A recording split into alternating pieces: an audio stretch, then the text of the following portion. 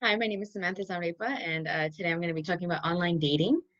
And online dating is like a not relatively new, but it's been around for a while, but it just recently got very popular. And it's a system or service that is used to find and create new relationships through the use of the internet. And it's become a more normal aspect of our social lives, even though it is relatively new in I guess the younger generation. And not even just the younger generation. There's also adults and even um, older people or older adults that are using it as well. And the first attempts of actual online dating can be traced all the way back to 1959, where these college students got together and created a survey that ultimately was trying to match a group of people. Um, it was very controlled environment, and so that was like the very first attempt. Um, and it's the second most popular way to search for relationships other than through mutual friends.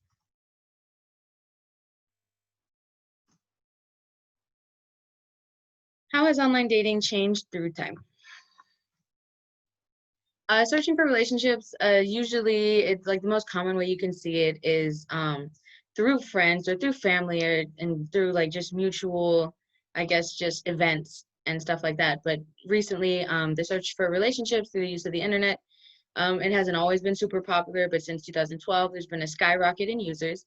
And now there are at least 40 million Americans using online dating apps and websites, which is quickly becoming a new norm in our society.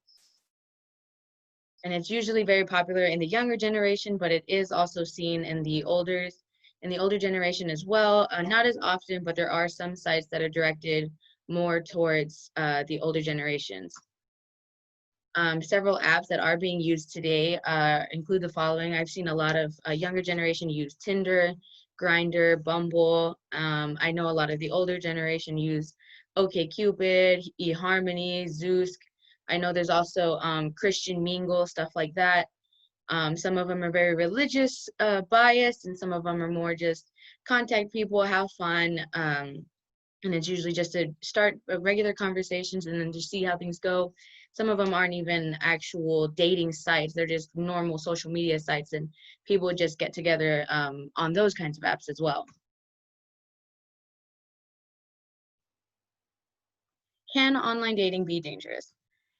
One constant critique of non-dating app users is that online dating does allow strangers to come up with like a fake persona or fake attitude rather than their actual personality in order to attract more people or to attract, I guess, a certain audience that they want to attract. And so this usually results in the term catfishing. And catfishing is usually the better term is whenever somebody pretends to be somebody else, and in most cases in online dating it's seen as like a physical catfishing. Some people may use somebody else's photo that's not theirs, but they'll use it to attract a certain gender, a certain kind of person, in order to I guess pretend that they're that person and that they can attract more people onto their page. And so, while online dating does give a more mysterious and like anonymous take on dating and making new relationships, most apps have taken the steps to ensure their users' safety. I know some apps do allow you to turn off your location just to make sure that you only allow what the people you match with to see, or just people in general around your area. They give you an option to block them off or just block users completely in case you feel endangered or you feel threatened, which is I think is really cool. And there are some apps that also, or most apps allow you to put like your own little biography to let people know who you are, what you like, stuff that you're interested in. That way you can find more people who have the same interests, and also people around you also have the same interests. Um, but you find more people like that, and so you can find potential matches through that. Um, it's a good way to give your those people a glimpse of your life, but it also allows you to control what they see, and you can just keep that information that you don't want to express to out there in the public. You can just keep that to yourself, and anything that you want to share will be there, but everything you don't want to, you don't have to put there. It's not required, which I think is really cool because it allows you to keep what you want private. But while there are many precautions taken by some of these companies that own these sites, there are still a lot of dangers when it does come to meeting actual people off of these apps.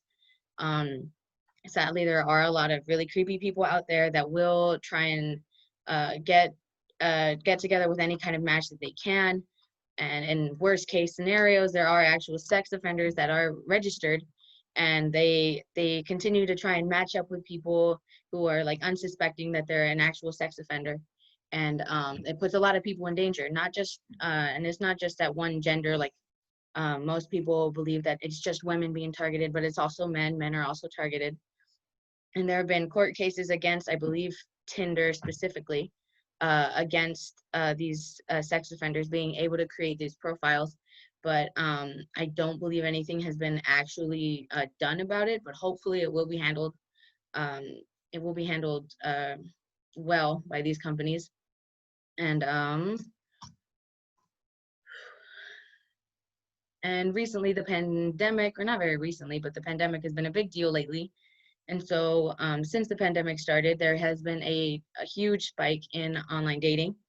Um, and so with most Americans stuck in their homes because of the pandemic, more people are switching to use these online dating sites to meet new people while staying socially distanced, which I think is a really neat idea. It allows you to continue to meet new people, to still kind of go out there while not really going out, but you're still going to make new friends, make new relationships while also being at home, or even just in a small enclosed space where you're not out with a bunch of people where you can potentially be in danger, which I think is really cool.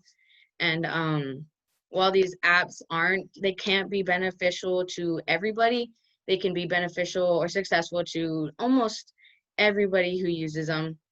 And it's good to know that there are other ways to still meet new people while we're in quarantine. And well, yes, I do think there are plenty of concerns and safety precautions to take when meeting people on these sites.